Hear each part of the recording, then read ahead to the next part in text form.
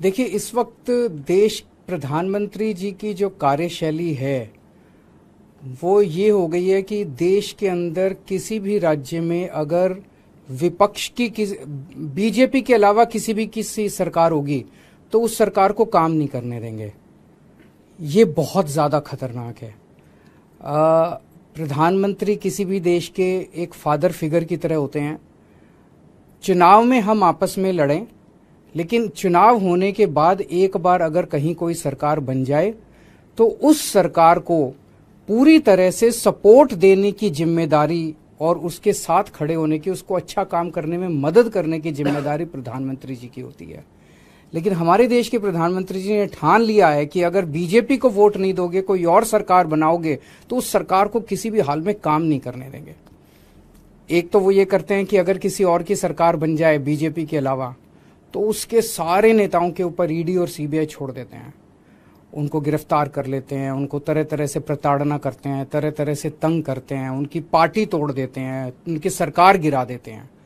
पूरे देश में कई जगह ये देखने को मिला, गोवा में देखने को मिला, महाराष्ट्र में देखने को मिला, कर्नाटक में देखने को मिला। एक के बाद एक राज्य के अंदर जहां नॉन बीजेपी गवर्नमेंट बनती है वहां पे ईडी और सीबीआई को छोड़ के और उनको गिरा दिया जाता है।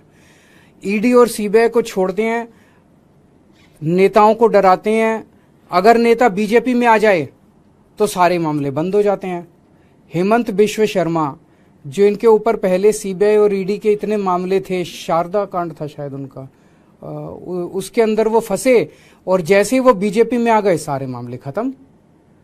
तो या तो वो पहले निर्दोष थे और या दोषी तो थे लेकिन बीजेपी में आ गए तो सारे मामले खत्म। उसी तरह से शुभेंदु अधिकारी का मामला आता है, मुकुल रॉय का मामला आता है, नारायण राणे का मामला आता है। अभी उद्धव ठाकरे जी की पार्टी से जब इतने सारे एमएलए तोड़े गए तो कहा जाता है कि उनमें कईयों में सीबीआई और ईडी के मुकदमे चल रहे थे जिनको ठंडे बस्ते में डाल दिया गया।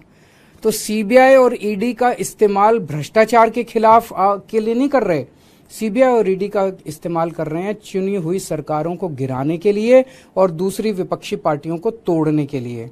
दिल्ली के अंदर जिस तरह से इन्होंने मनीष सिसोदिया जी और सत्येंद्र जैन जी को गिरफ्तार किया, दोनों के पास शुरू में इन्होंने बहुत लोग भेजे कि केजरीवाल का साथ छोड़ दो और आप भारतीय जनता पार्टी के अंदर आ जाओ। केजरीवाल आज अगर वो दोनों मेरा साथ छोड़ के और बीजेपी में चले जाते तो आज वो जेल में नहीं होते, उनके ऊपर किसी तरह के मुकदमे नहीं होते। तो जाहिर तौर पे उनके ऊपर जितने मुकदमे हैं सारे झूठे हैं, लेकिन वो भी डटे हुए हैं। तो ईडी और सीबीआई का इस्तेमाल केवल और केवल विपक्ष को तोड़ने के लिए और बीजेपी की जबरदस्ती सरकार बनाने के लिए किया जा रहा है। दूसरी तरफ गवर्नर्स का इस्तेमाल किया जा रहा है। मैं स्टैलिन साहब से बात कर रहा था, 20 से ज्यादा बिल जो विधानसभा ने पास कर दिए उस पे गवर्नर साहब साइन नहीं कर रहे।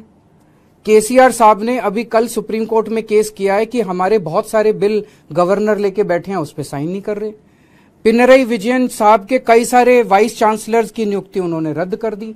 ऐसे चुनी हुई सरकारें कैसे? ममता दीदी परेशान है, नीतीश कुमार जी से मैं बात कर रहा था, वो परेशान है। दिल्ली के लेफ्टिनेंट गवर्नर समझते हैं कि सुप्रीम कोर्ट और संविधान को वो मानते ही नहीं है, वो खुलेआम कहते घूम रहे हैं कि मैं सुप्रीम कोर्ट और संविधान। ऐसे देश कैसे चलेगा?